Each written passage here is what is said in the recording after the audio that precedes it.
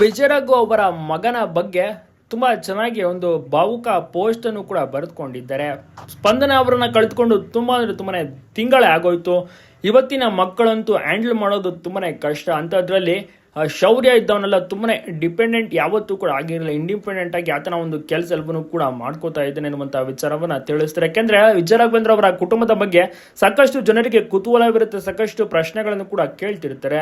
ಪ್ರತಿಯೊಬ್ಬರ ಕೈಯಲ್ಲೂ ಕೂಡ ಮೊಬೈಲ್ ಇರುತ್ತೆ, ಒಂದು ವಿಚಾರವನ್ನು ತಿಳ್ಕೋಬೇಕು ಅಂತ ಆಸೆ ಕೂಡ ಪಡ್ತಾರೆ.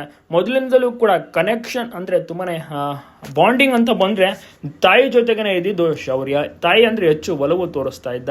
ಆದರೆ ನಂತರದಲ್ಲಿ ತಾಯಿಯನ್ನು ಕಳೆದುಕೊಂಡ್ಮೇಲೆ ತುಂಬಾ ಕುಗ್ಗಿ ಹೋಗಿದ್ದ.